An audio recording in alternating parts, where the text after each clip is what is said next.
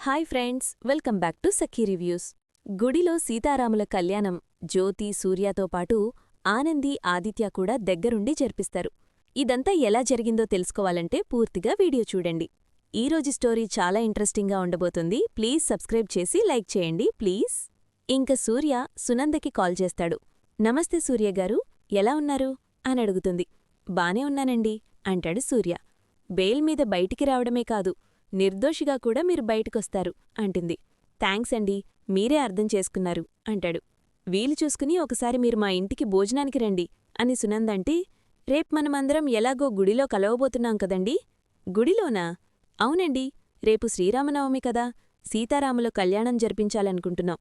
మీరు కుటుంబ సమేతంగా రావాల్సిందే. తప్పకుండా. మీరు గుడిలో సీతారాముల కళ్యాణం జరిపిస్తుంటే మేం రాకుండా ఎందుకుంటాం? ఇంతకీ ఎవరెవరొస్తున్నారు అని అడుగుతుంది. కావాల్సిన వాళ్లంతా వస్తున్నారు అని చెప్తాడు. కావాల్సిన వాళ్ళు అంటే? అదే, అందరూ వస్తున్నారండి. మీ ఫ్యామిలీ మా ఫ్యామిలీ కాకుండా బయటవాళ్లెవరొస్తున్నారు చెప్పండి. సింహాద్రి, పద్మమ్మ, ఇంకా కుట్టి అని సూర్య చెప్తూ ఉంటే, ఆనందిని కూడా పిలిచారా? అవునండి. అయితే నేను రావట్లేదు, సునంద కరాఖండిగా చెప్తుంది. అక్కడే ఉన్న శశికాంత్ సునంద అని అడ్డుపడతాలు. వినండి, నేను కరెక్ట్గానే చెప్పాను. సూర్యగారు విన్నారా? ఆనంది కళ్యాణానికి వస్తే నేను రాను. మీరు ఎవర్ని పిలుస్తారో, ఎవరు కావాలో మీరే తెలుసుకోండి అంటుంది సునంద గంభీరంగా చెప్పి వెంటనే ఫోన్ పెట్టేస్తుంది. లవ్ యూ అత్తయ్యా, మీ మాటలకి మా డాడీకి షాక్ తగిలింటుంది అని జీవన అనుకుంటుంది. ఏమంటున్నారండి అని సూర్య బక్కనే ఉన్న జ్యోతి అడుగుతుంది. కుట్టి వస్తానంటుందంటే వాళ్ళు రానంటున్నారు జ్యోతి అని సూర్య చెప్తూ ఉండగా, అప్పుడే వీళ్ల మాటలు వింటున్న ఇందుమతి వచ్చి, ఎవరైనా అదే చెప్తారు సూర్య, వాళ్లు కోడలిగా వద్దనుకున్న మనిషిని ఇలాంటి శుభకార్యాలకి ఎలా రానిస్తారు అంటుంది. అసలే శుభకార్యం జరుగుతుందంటేనే దానికి కారణం కుట్టి.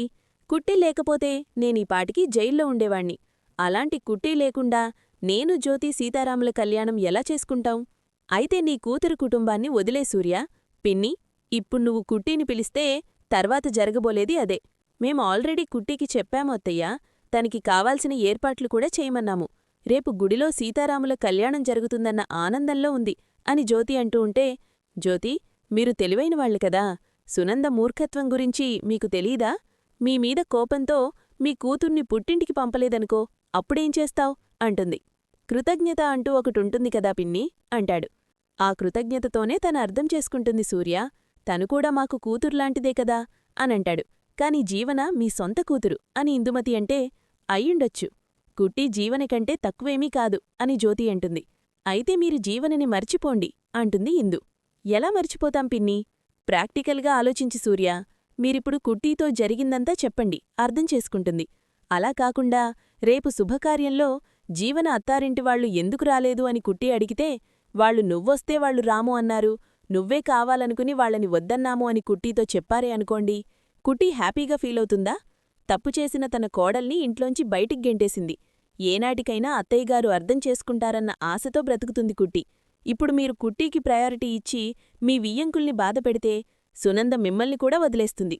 కుట్టి ఇలాగే అత్తారింటికి దూరంగా ఉండాలని మీరు కోరుకోరు కదా. ఏదో ఒకరోజు వాళ్లు కలవాలనో, కలిస్తే బాగుండానో కోరుకుంటారు కదా. ఇలాగే మీరు ఆ కుటుంబానికి దూరమైపోతే కుట్టికి మీరు ఎలా సాయం చేయగలరు? పైగా ఈ గొడవని ఇంకా పెంచినవాళ్లవుతారు అంటుంది. చిన్నత్తయ్యగారు చెప్పింది నిజమేనండి. ఇప్పుడు మనం సునందగారితో గొడవ పెట్టుకుంటే ఫ్యూచర్లో కుట్టీకి మనం ఏ రకమైన సాయం చేయలేమండి అంటుంది.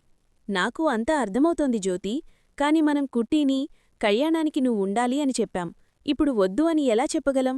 పని సూర్య అంటే, సునందకున్నంత మూర్ఖత్వం కుట్టీకి లేదు సూర్య. చెప్తే తన అర్థం చేసుకుంటుంది. నేను చెప్పలేను పిన్ని, నేను చెప్తాను. మీరు చెప్తే బాగోదేమో. నేను చెప్తేనే బాగుంటుంది జ్యోతి. ఎందుకంటే రమ్మని పిలిచిన నోటితోనే మీరు రావద్దని అనలేరు కదా. అది నిజమే చిన్నతేగారు. జ్యోతి అంటే, అందుకే నేను చెప్తానంటున్నాను. మీరింక ఈ విషయం మర్చిపోండి. కుట్టి బాధపడకుండా తనకి ఎలా చెప్పాలో నాకు తెలుసు కదా. సునందకి ఫోన్ చేసి కుట్టి రావట్లేదని చెప్పండి అని ఇందుమతి అంటుంది. సూర్య సునందకి ఫోన్ చేస్తాడు. సూర్యగారు, చెప్పండి, ఇంతకీ మేం కళ్యాణానికి రావాలా వద్దా? రండి మరి. ఆనంది తాను కళ్యాణానికి రాదు. థ్యాంక్యూ సూర్యగారు, రేపు కళ్యాణంలో కలుద్దాం అంటుంది. అత్తయ్యగారు, ఆనంది రావట్లేదా అని జీవన అడుగుతుంది. రావట్లేదు. ఈ శుభకార్యానికి కాదు, ఏ శుభకార్యానికి కూడా ఆనంది అనే మనిషి ఉండదు అని కోపంగా గంభీరంగా చెప్తుంది. ఇంక ఇందుమతి జీవనికి ఫోన్ చేస్తుంది. కుట్టి కళ్యాణానికి వస్తే మా అత్తయ్యగారు రానన్నారు అంతేకదా అంటుంది జీవన ఫోన్లో. మీ నాన్న మీ అత్తగారితో ఫోన్ మాట్లాడేటప్పుడు నువ్వక్కడే ఉన్నావా? ఏంటి? అంతా విన్నాను. కాని మీ అమ్మ కుట్టీకి ఫోన్ చేసి రావద్దని చెప్పలేకపోతోంది. అందుకే ఆ బాధ్యతని నేను తీసుకున్నాను. నువ్వెందుకు పిదమ్మా ఇందులోకెళ్ళిపోతావ్? నీకు పనీపాట ఏమీ లేవా? అంటుంది జీవన. మీ అమ్మ చెప్పిందనుకో, మనసుని నొవ్వించుకోకుండా చాలా పద్ధతిగా చెప్తుంది. అదే మనం చెప్పామనుకో, దాన్ని ఎంత ఏడిపించాలో అంత ఏడిపించొచ్చు. నువ్వలా లైన్లో ఉండి సైలెంట్గా ఉండు, దానికి ఫోన్ చేస్తాను. పిదమ్మా, ఒక్క నిమిషం. ఏమైందే? కుట్టీకేం చెప్పదు. చెప్పకపోతే దానికి తెలీదు కదా. తెలియకూడదని చెప్పద్దంటున్నాను. ఎందుకు? ఇప్పుడు నువ్వు చెప్పావనుకో, అది ప్రిపేర్డ్గా ఉంటుంది. అదే నువ్వు చెప్పలేదనుకో, మా సూర్యబాబు, జ్యోతమ్మ, సీతారాముల కళ్యాణం చేస్తున్నారని తెగ సంబరపడిపోతూ ఉంటుంది. మా అమ్మ నాన్న ఏమనుకుంటారు? నువ్వు చెప్పావనుకుంటారు. రేపు సరిగ్గా కళ్యాణం దగ్గరికి వెళ్లేసరికి కుట్టి అందరికోసం ఎదురుచూస్తూ ఉంటుంది. అప్పుడు నువ్వు చెప్పావనుకో, ఇప్పుడు పడే బాధకంటే అప్పుడు 1000 రెట్లు ఎక్కువ బాధపడుతుంది. కాని చెప్పనందుకు అందరూ నన్ను తిడతారు కదా. నిజమైతే చెప్పడానికి ఒకటే ఉంటుంది. కాని అబద్ధాలైతే ఎన్నిటిని చెప్పుకుంటాం? నువ్వు చెప్పింది బాగానే ఉంది. నాకు తిట్లు తప్పేలా లేవు. కుట్టీని ఏడిపించే అవకాశం వచ్చిందంటే మరి 2 తిట్లు తినాలి పిదమ్మా. అంతేనంటావా? అంతే పిదమ్మా. కుట్టీకి నిజం తెలీదు కాబట్టి హ్యాపీగా ఉంటుంది అని జీవన చెప్తుంది. ఇంక ఊర్వశి ఆఫీస్లో జరిగిన విషయాలన్నీ అమ్మానాన్నలకి చెప్తూ ఉంటుంది. ఆ సూర్యగారెవరో కాదు, స్వయానా నాకు కాబోయే అత్తయ్యగారి వియ్యంకుడు.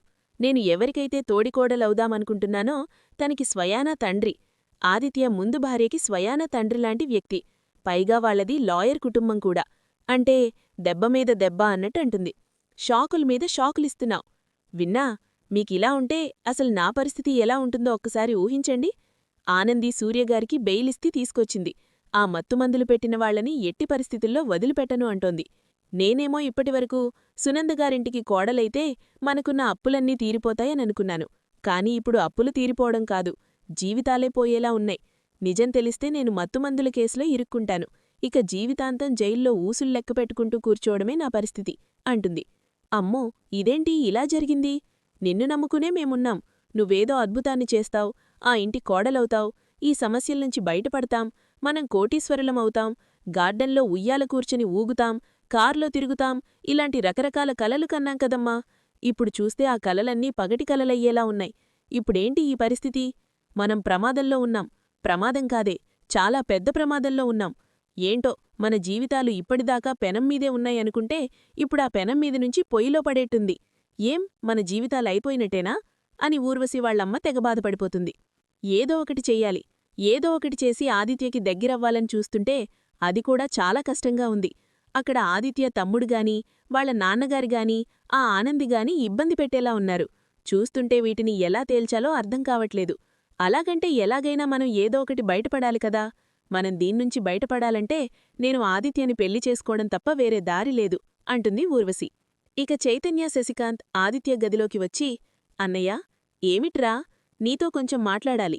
నువ్వు కూడా మాట్లాడాలా? అవున్రా, ఇద్దరం కలిసి నీతో మాట్లాడాలి. సరే, ఏంటో చెప్పండి. రేపు గుడిలో సీతారాముల కళ్యాణానికి మీరు రావాలని మా అత్తయ్యగారన్నప్పుడు వస్తే వస్తామని చెప్పాలి. ఇష్టం లేదా కుదరదు అనుకుంటే రాను అని చెప్పాలి. అంతేగాని ఆనంది వస్తే మేం రాము అనటమేంటన్నా? వదినని వద్దనుకునే కదా ఇంట్లోంచి గెంటేశారు. మళ్ళీ తన గురించెందుకు మాట్లాడాలి? ఆఫీస్లో ఎంప్లాయిగా చూసిన వదినని ఎందుకు సీతారాముల కళ్యాణంలో భక్తురాలిగా చూడలేరు? అమ్మ అలా మాట్లాడితే కనీసం నువ్వైనా అలా మాట్లాడొద్దని చెప్పాలి కదా. మాట్లాడవేంట్రా అనంటారు. కొన్నిసార్లు మౌనం మంచిదే కావచ్చు, కాని ప్రతిసారీ మంచిది కాదు. మీ అమ్మకి మీమీద ఎంత ఇష్టమో నీకు తెలుసు. మీమీద ఉన్న ఇష్టం మరొకరికి ఇబ్బంది కలిగించేలాగా ఉండకూడదురా. అది తనకి నేను చెప్పింది కూడా అర్థం కాదు. పైగా మేము ఆనందికి సపోర్ట్ చేస్తున్నామని అంటోంది. కనీసం నువ్వైనా చెప్పాలి కదరా. అడుగుటుంటే మౌనంగా ఉంటావేంటన్నా? ఒకవేళ ఆ కార్యక్రమం మా అత్తయ్యగారింట్లో జరిపిస్తే వదినని రావద్దని చెప్పడంలో ఒక అర్థం ఉంటుంది. కాని గుడిలో జరిపించే సీతారాముల కళ్యాణానికి రావద్దని కండీషన్ పెట్టడమేంటి? వదిన ఏం పాపం చేసింది? అన్నయ్యా, నిన్ను పెళ్లి చేసుకోవడమా లేక నిన్ను ప్రాణంగా చూసుకోవడమా? ఎందుకు తనని ఇంతలా బాధపెడుతున్నారు? ఆదిత్య, నీ ఆవిడిని ఇంట్లోంచి పంపించినప్పుడు నువ్వేం మాట్లాడలేదు. ఆఫీస్లో అవమానించినప్పుడు కూడా నువ్వేం మాట్లాడలేదు. కనీసం ఇప్పుడైనా మాట్లాడ్రా? నిన్ను ఒక ఆదిత్యగా అడగడం లేదు, ఆనంది భర్తగా అడగడం లేదు, సునంద కొడుగ్గా అడగడం లేదు, ఒక మనిషిగా అడుగుతున్నా. ఆనంది అక్కడికి వస్తే ప్రాబ్లమేంటి అని శశికాంత్ అడుగుతాడు. నాకు సంబంధం లేని విషయాల్లో నేను కల్పించుకోలేను. ఛే! ఏంటి? గుడిలో కళ్యాణం జరిపిస్తున్నవాళ్లు నాకు వరుసకి మావయ్యగారయ్యుండొచ్చు. వాళ్ళు ఎవరినైతే పిలిచారో తను నాకు తల్లయ్యుండొచ్చు. కాని ఆ నిర్ణయానికి నాకేమీ సంబంధం లేదు. నాన్నా, నువ్వక్కడే ఉన్నావు కదా? ఉన్నాన్రా, కాని నన్నడిగి అమ్మ నిర్ణయం తీసుకోలేదు కదా? మీరు అడగాల్సింది నన్ను కాదు, అమ్మని. అమ్మని అడగలేక నిన్నడుగుతున్నాం. నువ్వు మాట్లాడితే నాకు నమ్మకం కలుగుతుంది. నేను మాట్లాడలేను. ఎందుకు? నేను మనిషిని. వద్దనుకున్నప్పుడు నేను తన గురించి మాట్లాడలేను. అది ఇంకా ఆఫీసంటారా? ఆనంది ఒక బిజినెస్ పార్ట్నర్. నేను అంతవరకే చూస్తాను. ఒక్కసారి నేను ఆఫీస్ గుమ్మం దాటి బయటకు వచ్చిన తర్వాత ఆనందికి సంబంధించిన ఏ విషయం గురించైనా అడిగే అధికారం నాకు లేదు, అవసరం కూడా నాకు లేదు. విన్నావా డాడ్? ఇలాగే ఉంటారు కొంతమంది. అవసరమున్నప్పుడు ఒకలాగా, అవసరం లేనప్పుడు ఒకలాగా ఉంటారు. ఇన్నాళ్ళు అన్నయ్యకి ఆనంది అవసరం ఉండేది. అప్పుడు ఒకలా ఉన్నాడు. ఇప్పుడు వదిన అవసరం తీరిపోయింది కదా. ఏంట్రా మాట్లాడుతున్నావ్? తెలిసిందిలే అన్నయ్య. ఎవరు ఏంటో మాకు చాలా బాగా అర్థమవుతోంది. నువ్వు అమ్మా అనే సర్కిల్లో గీత గీసుకునున్నావ్. ఆ గీతను దాటి బయటకురా. నీకు అసలు విషయం ఏమిటో అప్పుడు అర్థమవుతోంది అని కోపంగా చైతన్య చెప్పి వెళ్ళిపోతాడు. ఇంకా ఆదిత్య గతంలో జరిగిన జ్ఞాపకాల్ని గుర్తుచేసుకుంటాడు. ఒరే చిట్టి, ఏంటి చేస్తున్నారా నువ్వు మీ అక్క? ఏమీ లేదాదిత్యగారు. సీతారాముల్ని చూడండి, ఎంత ముచ్చటగా ఉన్నారు. ఒక భర్త ఎలా ఉండాలి అంటే గుర్తొచ్చే మొదటి పేరు రాముడు.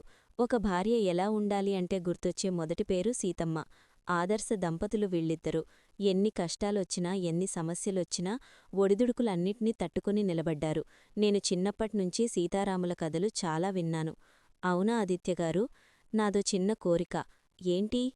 ఈసారి వచ్చే శ్రీరామనవమికి మనమిద్దరం కలిసి సీతారాముల కళ్యాణం జరిపిద్దామండి. నువ్వు కోరుకున్నావు కదా? సరే, నా శ్రీమతి కోరిక నేనెలా కాదంటాను? మీరు ఇందాకన్నారు కదా, భార్యాభర్తలు అంటే సీతారాముల్లా ఉండాలి అని. ఇందులో గొప్ప విషయమేమిటంటే, భార్యాభర్తలు ఎప్పుడూ మీరు గొప్ప మీరు గొప్ప అని అనుకుంటారు. కాని నిజానికి శివధనుస్సు ఎత్తగలిగేంత సామర్థ్యమున్న సీతమ్మ ఎంత గొప్పదో, శివధనుస్సు నెత్తి విరిచిన రాముడు కూడా అంతే గొప్పవాడు. కాని ఏ రోజూ సీతమ్మ నువ్వు నేను సమానమని అనలేదు. సీతమ్మ ఎప్పుడూ సహనంతో సర్దుకుపోయింది. శాంతిమూర్తిలా ఉండేదేగాని ఎప్పుడూ ఆ రౌద్రాన్ని ప్రదర్శించలేదు. శివధనుస్సు ఎత్తగలిగే సీతమ్మ మనసుని తెలుసుకున్నాడు అంటే ఆ ధనుస్సు విరిచిన దానికంటే మనసుని తెలుసుకోవడమే చాలా గొప్ప విషయం కదా. అవునా ఆదిత్యగారు? నేను కూడా ఈ సీతమ్మ మనసుని గెలుచుకున్నాను. ఆ రాముడు వెతుక్కుంటూ సీతమ్మ దగ్గరికి వెళ్లాడు. కాని ఈ సీతమ్మ వెతుక్కుంటూ మీ రాముడి దగ్గరికి వచ్చింది. అందుకే నేనే అదృష్టవంతుణ్ణి. సీతాదేవికి శివధనుస్సు దొరికింది. నా సీతైతే ఏకంగా శివయ్యతో ఎడతెగని బంధాన్ని ఏర్పరచుకుంది. అవునా ఆదిత్యగారు? నాకు నా శివయ్యే ఇచ్చిండు మిమ్మల్ని. నాకు రాముడిలాంటి భర్తనిచ్చినందుకు నేను నా రాముడికి కృతజ్ఞతలు చెప్పుకోవాలి. ఒక సుగుణాల సీతమ్మలాంటి భార్యనిచ్చినందుకు ఆ సీతమ్మ తల్లికి నేను కూడా కృతజ్ఞతలు చెప్పుకోవాలి. ఇది మన పెళ్లైనాక వచ్చే మొట్టమొదటి శ్రీరామనవమి. మన కుటుంబం సపరివార సమేతంగా మనమీసారి సీతారాముల కళ్యాణం జరిపించాలి. తప్పకుండా. చూశావారా చిట్టి, మీ అక్క జ్ఞాపకాలు నన్ను ఎలా పలకరిస్తున్నాయి అని ఆదిత్య అనుకుంటాడు. పూజారి తాత, నేను మా అమ్మానాన్నలతో కళ్యాణం జరిపించాలని కోరుకున్నా అది జరుగుతోంది. నా శివయ్య లీలలు నీకు తెలిసిందే కదా. ఏదైనా చేయగలడు. మా నాన్న బెయిల్ మీద బయటికి వస్తాడు అని ఎవరూ అనుకోలేదు కాని వచ్చిండు కదా. నేను నా భర్త పక్కపక్కన కూర్చొని కళ్యాణం జరిపించి ఆశీస్సులు తీసుకోవాలని నువ్వు అనుకుంటున్నావేమో. గది కూడా జరగచ్చేమో, ఎవరికి తెలుసు. ఇవన్నీ మనము పాజిటివ్గా తీసుకుంటూ ముందుకి నడవాలి పూజారి తాత అంటుంది ఆనంది. ఆ దేవుడు నీకు ఎంత మంచి మనసిచ్చాడమ్మా. నీ నమ్మకనే నిన్ను కాపాడుతుంది అనంటాడు పూజారి తాత. ఆనంది చక్కగా రెడీ అయి గుడిలో సీతారాముల కళ్యాణానికి అన్ని ఏర్పాట్లు చేసి పూజారి తాతకి పూజ దగ్గర హెల్ప్ చేస్తూ ఉంటుంది. అప్పుడే సూర్య, జ్యోతి, ఇందుమతి, సింహాద్రి, పద్మమ్మ వస్తారు. అక్కడ ఆనంది ఉండడం చూసిన సూర్య, జ్యోతి సునంద చెప్పిన మాటలను గుర్తుచేసుకొని అలాగే నిలబడి చూస్తూ ఉంటారు. అరే, ఏంది గట్ల నిలబడి ఉన్నారు? రండి, వచ్చి కూర్చోండి అని ఆనంది చెప్తుంది. మేము రావడం కాదు, నువ్వు అర్జెంటుగా ఇక్కడ్నుంచి వెళ్ళిపో అంటుంది ఇందుమతి. గదేంది అని అడుగుతుంది ఆనంది. కళ్యాణం దగ్గర నువ్వుంటే మీ సూర్యబాబు వియ్యంకులు సునందగారు వాళ్లు రాము అని చెప్పారు. నువ్వు రాను అని ఖచ్చితంగా చెప్తేనే వాళ్లు వస్తామన్నారు. నీ ఆనందం కోసం వీళ్లందర్నీ బాధపెడతావా, లేదా వీళ్లందర్నీ హ్యాపీగా ఉంచేందుకు నువ్విక్కడ్నుంచి వెళ్ళిపోతావా అని ఇందుమతి అడుగుతూ ఉండంగాని సునంద వస్తుంది. జ్యోతి అని గట్టిగా అరుస్తుంది. కోపంతో జ్యోతి సూర్యవైపు చూస్తూ ఉంటుంది. సూర్య, జ్యోతి, ఆనంది సునందవైపు చూసి ఏం చేయాలో తెలియక అలా చూస్తూ ఉండిపోతారు. ఇంక జ్యోతి ఇందుమతిని అడుగుతుంది. ఏంటి చిన్నత్తయ్యగారు, ఆనందికి నేను చెప్తానంటే నన్నాపి మీరు చెప్తానన్నారు కదా, చెప్పలేదా అని అడుగుతుంది. నేను చెప్పాను జ్యోతి, కాని కుట్టిన వినిపించుకోలేదు. మన మాటలు లెక్క చేయకుండా తగుల్నమ్మా అని తయారయింది అని అంటుంది. లేదు, నాకెవరూ ఏమీ చెప్పలేదు అని ఆనంది అంటూ ఉంటే, అదేంటమ్మా, సీతారాముల కళ్యాణానికి అందరూ ఆహ్వానితులే. ఆనంది దగ్గరుండి గుడిలో ఈ కార్యక్రమానికి అన్ని పనులు తనే చేసింది. తను ఈ గుడి ఆవరణలోనే ఉండడం వల్ల తనే దగ్గరుండి ఏర్పాట్లన్నీ చేసింది అని సునందకు చెప్తాడు పూజారి తాత. ఏంటి జ్యోతి, నేను చెప్పిందేమి మీరు చేసేదేంటి? ఆనంది ఇక్కడ ఉంటే నేనుండను, వెళ్ళిపోతాను అంటుంది సునంద. అయ్యో మేడం, నా వల్ల మీరు వెళ్ళిపోవద్దండి, నేనిక్కడ్నుంచి వెళ్ళిపోతాను అంటాది ఆనంది.